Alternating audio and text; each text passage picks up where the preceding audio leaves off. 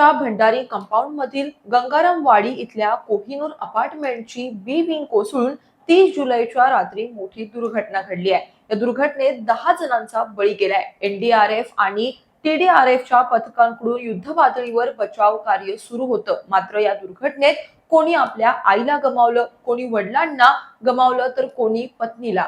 या दुर्घटनेनंतर अनेक काळीज पळवटून टाकणाऱ्या कहाण्या देखील समोर आल्या आहेत। मात्र इमारत कोसळल्यानंतर अनेक प्रश्न उपस्थित झालेत। इमारत अधिकृत होती की अनधिकृत? इमारत जर अति धोकादायक होती तर रहिवाशांना याविषयी माहित नव्हतं का? आणि प्रशासनाकडून यावर कोणती कारवाई केली गेली होती का? हे सगळं आज आपण सविस्तर जाणून घेणार आहोत। नमस्कार, मी अक्षता, आपण पाहताय मुंबई आउटलुक। भिवंडीतील गंगारामवाडी परिसरात घडलेल्या कोहिनूर अपार्टमेंट मध्ये दुर्घटनेनं संपूर्ण राज्याला हादरवून सोडलंय। 4 मजली इमारत क्षणार्धात कोसळून 10 निष्पाप नागरिकांचा यात मृत्यू झाला, तर अनेक जण गंभीररित्या जखमी झाले। या दुर्घटनेमुळे फक्त जीवितहानी झाली नाही, तर अनेक कुटुंबांचे आधारस्तंभ हिरावून गेले। मृतांमध्ये उत्तर प्रदेशातील एकाच गावातील 4 नातेवाईकांचा समावेश असून त्यात 2 सख्ख्या भावांचाही मृत्यू झालाय।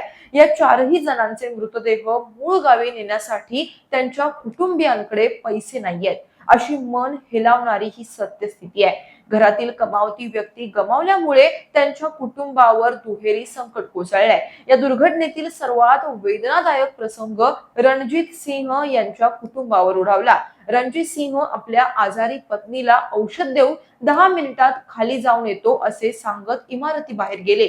इमारतीखाली सुरू असलेली धावपळ पाहण्यासाठी ते खाली उतरले, मात्र काही क्षणातच इमारत कोसळली आणि ते पुन्हा कधीच घरी परतले नाहीत।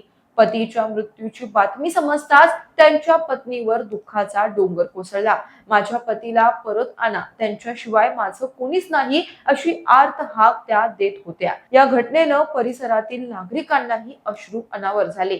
संतोष पांडे यांची कहाणी ही तितकीच दुर्दैवी ठरली। इमारतीला धोकादायक घोषित केल्यानंतर त्यांनी मागील काही दिवसांपासून फ्लॅटमध्ये राहणं बंद केलं होतं आणि आपल्या हॉटेलमध्येच मुक्काम करत होते। मात्र इमारतीत सुरू असलेल्या दुरुस्तीच्या कामाची पाहणी करण्यासाठी ते त्या दिवशी खास आलेले। ते खाली उभे असतानाच अचानक संपूर्ण इमारत कोसळली आणि त्यात त्यांचाही मृत्यू झाला। त्यांच्या नातेवाईकांनी प्रशासनावर संताप व्यक्त करत अशा दुर्घटना रोखण्यासाठी कठोर उपाययोजना करण्याची मागणी केली आहे। वारंवार घडणाऱ्या अशा दुर्घटनांमुळे नागरिकांचा प्रशासनावरील विश्वास डळमळीत होत असल्याचं त्यांनी स्पष्ट केलंय। दुर्घटनेनंतर बचाव कार्यात सहभागी झालेल्या एनडीआरएफ, टीडीआरएफ, अग्निशमन दल आणि स्थानिक प्रशासनानं युद्ध पातळीवर शोध मोहीम सुरू केली। ढिगाऱ्याखालून अनेकांना बाहेर काढण्याचे प्रयत्न सुरू असतानाच काळीज पिळवटून टाकणारा एक प्रसंग घडला।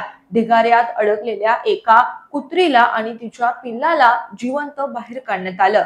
पिलाला सुरक्षित ठिकाणी ठेवण्यात आल्यानंतर त्याची आई सतत त्याच्या भोवती फिरत राहिली आणि नंतर त्याला आपल्या तोंडात धरून तिथून निघून गेली। मात्र प्रशासनानं त्यांच्यावर उपचारासाठी काहीही केलं नाही। तर दुसरीकडे या दुर्घटनेत 2 तरुणांनी प्रसंगावधान राखत स्वतःचे प्राण वाचवले। अभय यादव आणि दीपक यादव हे पहिल्या मजल्यावर राहत होते। अचानक मोठा आवाज झाल्यानंतर त्यांनी बाहेर पाहिलं असता संपूर्ण इमारत कोसळत असल्याचं त्यांनी पाहिलं।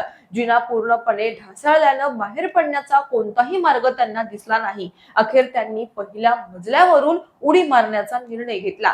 या धाडसी निर्णयामुळे त्यांचे प्राण वाचले, मात्र दोघांचेही पाय गंभीररित्या जखमी झाले असून त्यांच्यावर रुग्णालयात उपचार सुरू आहेत। जीव वाचवण्यासाठी त्या क्षणी दुसरा कोणताही पर्याय नसल्याचे त्यांनी सांगितले। या दुर्घटनेनंतर परिसरातील 30 ते 40 रहिवाशांना शेजारच्या सुरक्षित इमारतीमध्ये हलवण्यात आलं आहे। बचाव कार्य सुरू असताना ढिगाऱ्याखाली आणखी काही जण अडकल्याची भीती व्यक्त करण्यात आली होती। एनडीआरएफने अनेक तासांच्या अथक प्रयत्नांनंतर मृतदेह बाहेर काढले आणि सर्व मृतदेह शवविच्छेदनासाठी रुग्णालयात पाठवण्यात आले आहे। बचाव कार्य पूर्ण होईपर्यंत प्रशासनानं संपूर्ण परिसर सील करून ठेवला होता। या घटनेनंतर कोहिनूर अपार्टमेंटच्या बांधकामातील गंभीर त्रुटी समोर आल्या।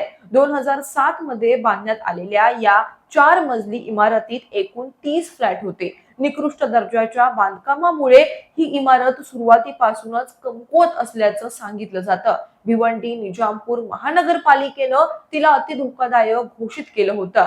तळमजल्यावरील पिलर खराब झाल्यानं त्यांची दुरुस्ती सुरू होती. संध्याकाळपासूनच इमारतीला तडे जाऊ लागले होते आणि काही तासांतच ती एका बाजूला झुकू लागली. अखेर रात्रीच्या सुमारास संपूर्ण इमारत कोसळली. या दुर्घटनेनंतर महानगरपालिकेच्या तक्रारीवरून इमारतीचा मालक बिलाल अहमद अबूबकर खान आणि दुरुस्तीचे काम करणारा कंत्राटदार अशोक यांच्या विरोधात गुन्हा दाखल करण्यात आलाय. आवश्यक परवानग्या न घेता दुरुस्ती आणि निकृष्ट दर्जाच्या बांधकामाचा आरोप त्यांच्यावर ठेवण्यात आलाय.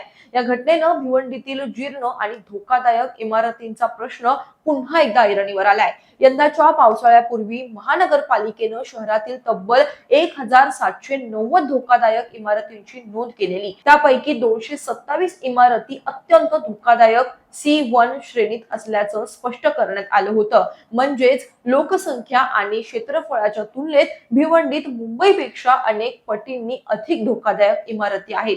भिवंडीत यापूर्वी अशाच भीषण दुर्घटना घडल्या आहेत. 2020 मध्ये पटेल कंपाऊंड परिसरातील जिलानी अपार्टमेंट कोसळून 41 नागरिकांचा मृत्यू झालेला.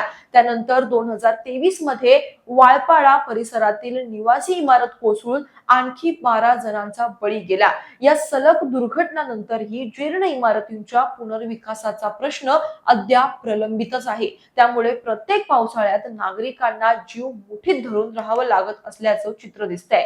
कोहिनूर अपार्टमेंट दुर्घटना ही केवळ एका इमारतीच्या कोसळण्याची घटना नसून प्रशासन, बांधकाम व्यवस्था आणि सुरक्षा यंत्रणेतील त्रुटींवर गंभीर प्रश्नचिन्ह उपस्थित करणारी घटना आहे. निष्काळजीपणा, निकृष्ट बांधकाम आणि वेळेत न झालेली कारवाई यांची किंमत 10 निष्पाप नागरिकांना जीव देऊन चुकवावी लागली. आता दोषींवर कठोर कारवाई करण्याबरोबरच शहरातील धोकादायक इमारतींचा तातडीने पुनर्विकास, नियमित संरचनात्मक तपासणी आणि नागरिकांच्या सुरक्षिततेसाठी प्रभावी यंत्रणा उभारणं ही काळाची गरज बनली आहे. अन्यथा अशा दुर्घटना पुन्हा घडतील आणि अनेक निष्पाप कुटुंबांचे संसार पुन्हा उद्ध्वस्त होतील.